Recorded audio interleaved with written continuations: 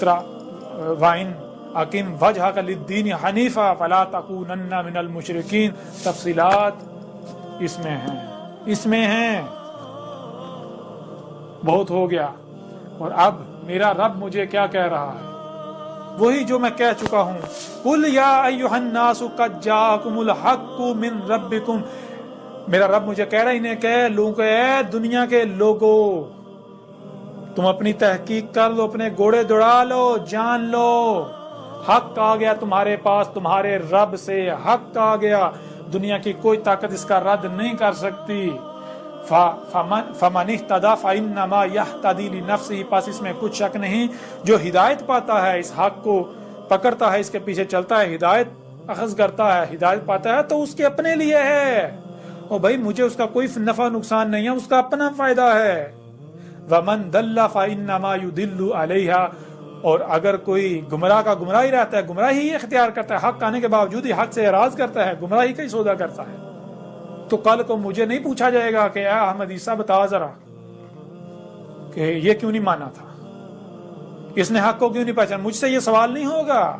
مجھ سے تو یہ پوچھا ہے کیا تو نے پہنچا دیا تھا. میں کہوں ہاں میرے رب میں نے تو پہنچا دیا تھا.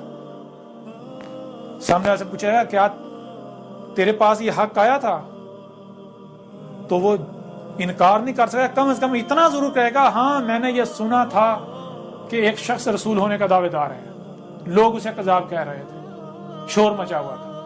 تو اللہ کہے گا جب تو نے سن لیا تھا تو کیا تو نے تحقیق کی؟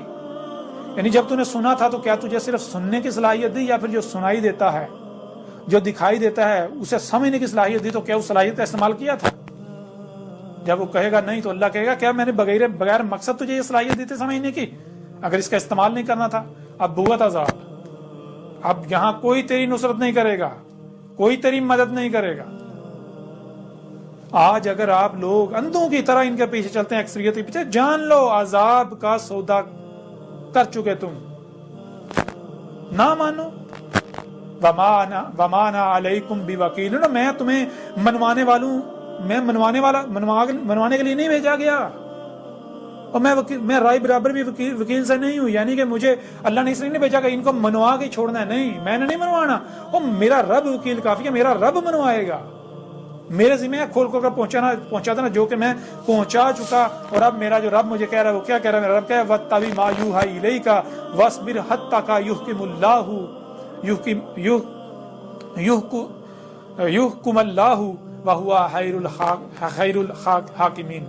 اب میرا رب مجھے کہہ رہا ہے کہ اے میرے رسول، اے میرے بھیجے ہوئے، جب تو حق کھول کر پہنچا چکا، اپنی ذمہ داری پوری کر، تو اب کیا کر، تو جو تیری طرف وحی کیا جا رہا ہے تو اس کی اتباع کر، اس کے پیچھے چل اور صبر کر.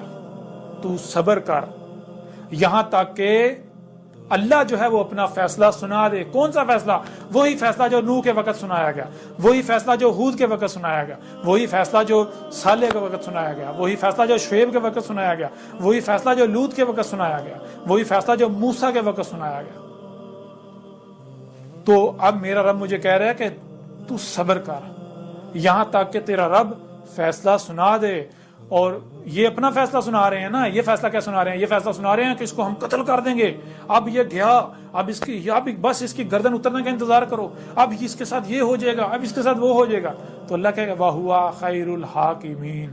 اور ہوا جو ہے، ہوا یہ جو وجود اللہ جو ہے وہ یہ خیر ہے. جتنے بھی فیصلہ کرنے والے ہیں وہ جتنے چاہے شر پہنچائیں، نقصان پہنچانے والے فیصلے کر لیں، یہ اللہ کو عاجز نہیں کر سکتے. اللہ نقصان نہیں پہنچنے دینے والا اپنے رسول کو اور مومنین کو. کر لو تم اپنے فیصلے. میرا رب جب میرے رب کا فیصلہ آئے گا جو کہ آنے ہی والا ہے، سب واضح ہو جائے گا.